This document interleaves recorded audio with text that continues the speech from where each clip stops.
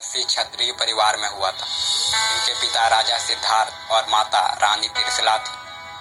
महावीर जी का जन्म ईसा से 599 वर्ष पहले चैत्र शुक्ल 13 को हुआ था। इनके जन्म दिवस को आज महावीर जयंती के नाम से जाना जाता है। इनका जन्म स्थल कुंड ग्राम था, जो अब बिहार में है। महावीर स्वामी के बचपन का नाम वर्धमान था। बचपन में ही ये बहुत वीर स्वभाव के थे, इसलिए इनका नाम महावीर पड़ा था। यूँ तो महावीर एक राजसी परिवार से थे। उनका रहन सहन उच्च कोटि का था और किसी तरह की कोई परेशानी नहीं थी। लेकिन वास्तव में महावीर जी का जन्म दुनिया को ज्ञान बांटने के लिए हुआ।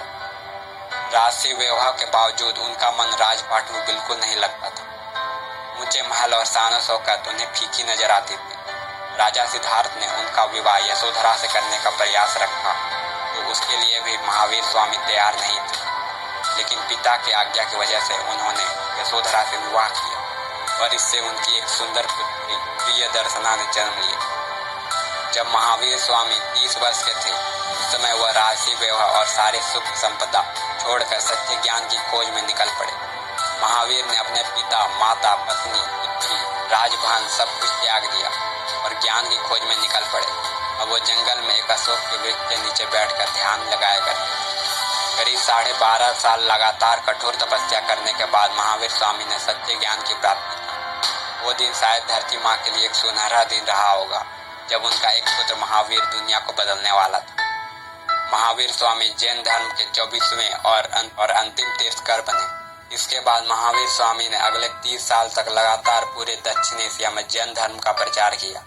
लोगों को जीवन का सच्चा ज्ञान दिया। उन्हें सिखाया कि ईश्वर ने हमें धरती पर क्यों भेजा है और एक अच्छा जीवन कैसे जिया जाए। महावीर स्वामी के अनमोल विचार।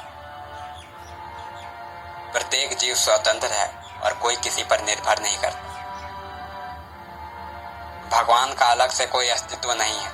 हर कोई सही दिशा में सर्वोच्च प्रयास करके देवत्व को प्राप्त कर सकता है। किसी के अस्तित्व को मत मिटाओ, शांति पूर्वक जियो और दूसरों को भी जीने दो। सुखी जीवन जीने के लिए 2 बातें हमेशा याद रखो, अपनी मृत्यु और भगवान। आपने कभी किसी का भला किया हो तो उसे भूल जाओ, और कभी किसी ने आपका बुरा किया हो तो उसे भी भूल जाओ। एक व्यक्ति जलते हुए जंगल के मध्य में एक ऊंचे वृक्ष पर बैठा है।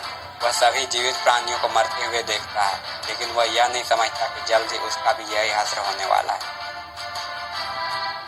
किसी आत्मा की सबसे बड़ी गलती अपने असल रूप को ना पहचानना है, और यह केवल आत्मज्ञान प्राप्त करके ही ठीक की जा सकती है। सभी मनुष्य अपने स्वयं के दोष की वजह से दुखी होते हैं।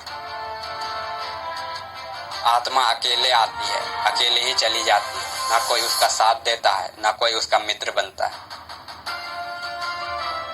क्या तुम लोहे के धधकते लड़ को इसलिए अपने हाथ में पकड़ सकते हो क्योंकि कोई तुम्हें ऐसा करना चाहता है? तब क्या तुम्हारे लिए यह सही होगा कि तुम सिर्फ अपनी इच्छा पूरी करने के लिए दूसरों को ऐसा करने को कहो? यदि तुम अपने शरीर या दिमाग पे दूसरों के शब्दों या कृत्यों द्वारा चोट बर्दाश्त नहीं कर सकते तो स्वयं से लड़ो। बाहरी दुश्मन से क्या लड़ना? वह जो स्वयं पर विजय कर लेगा उसे आनंद की प्राप्ति होगी। आपकी आत्मा से परे कोई भी शत्रु नहीं है। असली शत्रु आपके भीतर है। वो शत्रु है क्रोध, घमंड, लालच, आसक्ति और नफरत।